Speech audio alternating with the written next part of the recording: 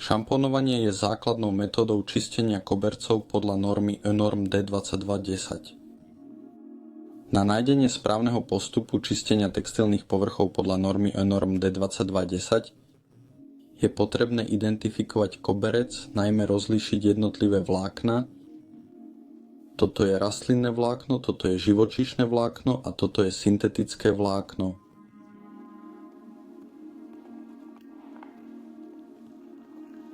Pomocou skúšky ohňom možno ľahko rozlíšiť rôzne typy vlákien.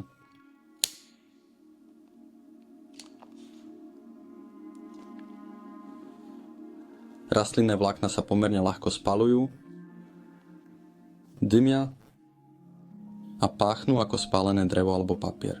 Výsledkom je belavý popol.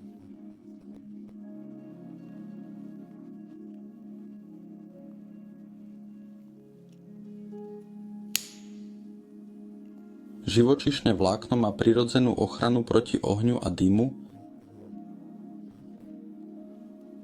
páchne ako spálená rohovina alebo vlasy a zvyšky sa dajú ľahko rozotrieť medzi prstami.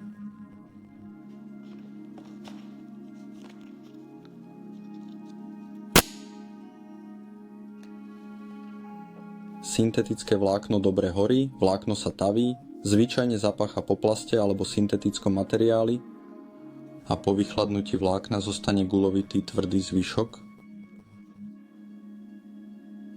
Podrobné informácie nájdete v našej príručke Reinigungstechnik, kde nájdete správne metódy čistenia, aby ste predišli poškodeniu kobercov počas čistenia. Pri všetkých čistiacich aktivitách sa musia dodržiavať všeobecné bezpečnostné opatrenia a ochranné opatrenia.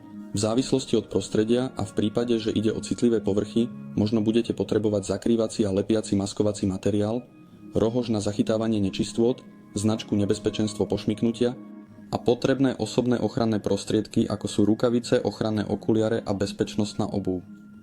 Pred začatím akejkoľvek čistiacej činnosti je potrebné skontrolovať povrchy, na ktorých sa bude pracovať, a priľahlé povrchy, či nedošlo k predchádzajúcemu poškodeniu, a posúdiť možné poškodenie.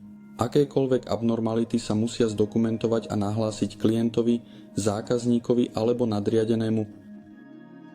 Na šamponovanie potrebujete šampón na koberce, na odstránenie žuvačiek studený sprej a na škvrny rozpustné vo vode a vo vode nerozpustné škvrny vhodný oddeľovací prostriedok. Potrebné je toto vybavenie a stroje: umývačka podlah so šampónovou kefou, vysávač alebo stojanový vysávač, vysávač na mokré vysávanie, lyžica na odstraňovanie žuvačiek a savé biele handry alebo kefa na čistenie kobercov. Pri odstraňovaní žuvačiek sa žuvačky šokovo zmrazia studeným sprejom. Pomocou zaoblenej strany lyžice opatrne vyškrabte žuvačku z vlákien. Potom koberec dôkladne povysávajte alebo vykefujte. Na odstránenie škvrn použite vhodný oddeľovací prostriedok. So savou bielou handričkou odstráňte škvrnu krúživým pohybom zvonku dovnútra. Pomocou mäkkej kefy naneste na koberec správne množstvo šampónového roztoku.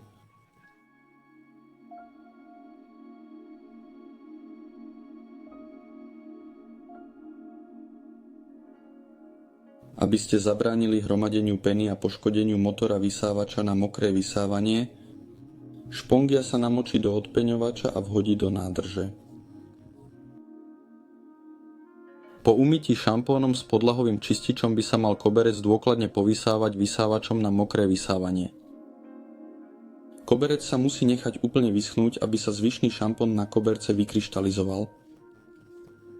Po vysušení koberca ho opäť dôkladne povysávajte.